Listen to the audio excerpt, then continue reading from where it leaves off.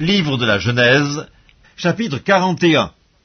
Au bout de 2 ans, Pharaon eut un songe. Voici, il se tenait près du fleuve, et voici 7 vaches, belles à voir et grasses de chair, montèrent hors du fleuve et se mirent à paître dans la prairie. 7 autres vaches, laides à voir et maigres de chair, montèrent derrière elles hors du fleuve et se tinrent à leur côté sur le bord du fleuve. Les vaches, laides à voir et maigres de chair, mangèrent les 7 vaches, belles à voir et grasses de chair, et Pharaon s'éveilla. Il se rendormit, et il eut un second songe. Voici 7 épis gras et beaux montèrent sur une même tige, et 7 épis maigres et brûlés par le vent d'Orient poussèrent après eux. Les épis maigres engloutirent les 7 épis gras et pleins, et Pharaon s'éveilla. Voilà le songe. Le matin, Pharaon eut l'esprit agité, et il fit appeler tous les magiciens et tous les sages de l'Égypte. Il leur raconta ses songes, mais personne ne put les expliquer à Pharaon.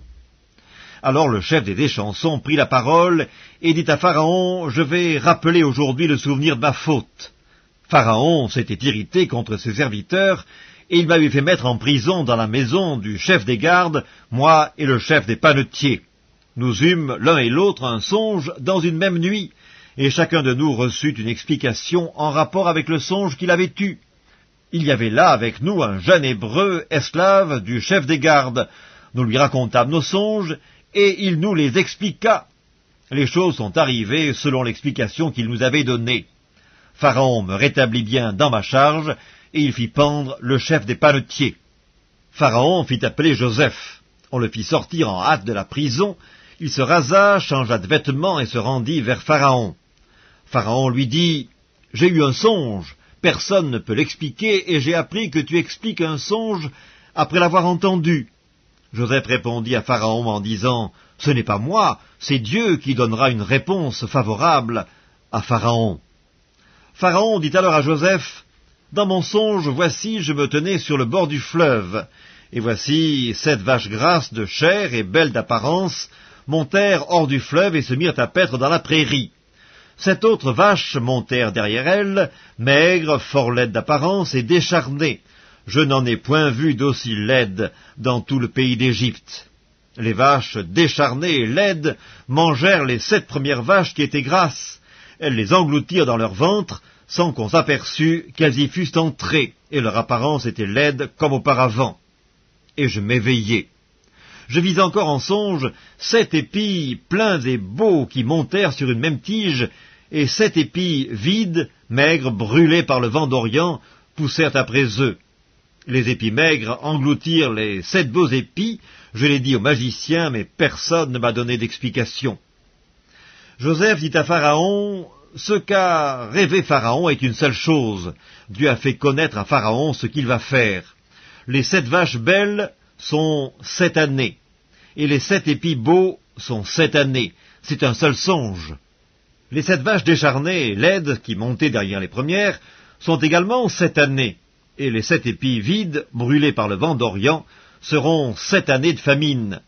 Ainsi, comme je viens de le dire à Pharaon, Dieu a fait connaître à Pharaon ce qu'il va faire.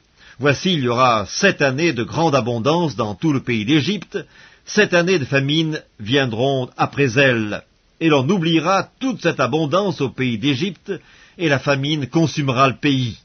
Cette famine qui suivra sera si forte qu'on ne s'apercevra plus de l'abondance dans le pays.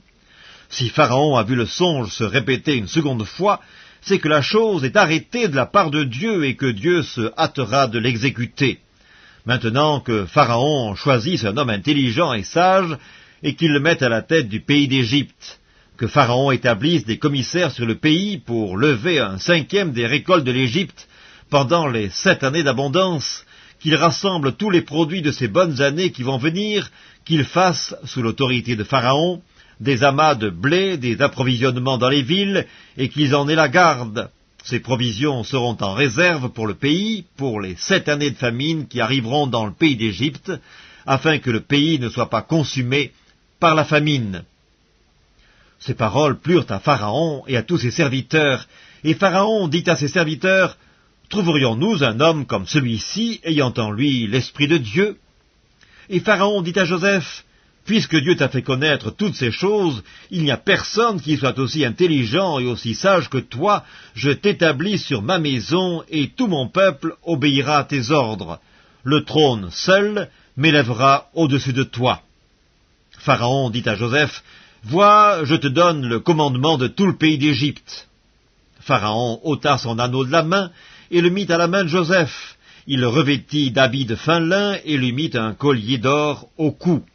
Il le fit monter sur le char qui suivait le sien, et l'on criait devant lui, « À genoux !» C'est ainsi que Pharaon lui donna le commandement de tout le pays d'Égypte. Il dit encore à Joseph, « Je suis Pharaon, et sans toi personne ne lèvera la main ni le pied dans tout le pays d'Égypte. » Pharaon appela Joseph du nom de Tsaphnath-Pénéach, et il lui donna pour femme Asnath, fille de Potiphéra, prêtre d'On. Et Joseph partit pour visiter le pays d'Égypte. Joseph était âgé de 30 ans lorsqu'il se présenta devant Pharaon, roi d'Égypte, et il quitta Pharaon et parcourut tout le pays d'Égypte. Pendant les 7 années de fertilité, la terre rapporta abondamment. Joseph rassembla tous les produits de ces 7 années dans le pays d'Égypte. Il fit des approvisionnements dans les villes, mettant dans l'intérieur de chaque ville les productions des champs d'alentour. Joseph amassa du blé, comme le sable de la mer, en quantité si considérable que l'on cessa de compter parce qu'il n'y avait plus de nombre.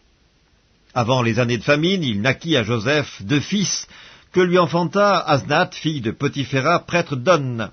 Joseph donna au premier-né le nom de Manassé, car, dit-il, « Dieu m'a fait oublier toutes mes peines et toute la maison de mon père. » Et il donna au second le nom d'Éphraïm, car, dit-il, « Dieu m'a rendu fécond dans le pays de mon affliction. » Les 7 années d'abondance qu'il y eut au pays d'Égypte s'écoulèrent, et voici les 7 années de famine commencèrent à venir, ainsi que Joseph l'avait annoncé.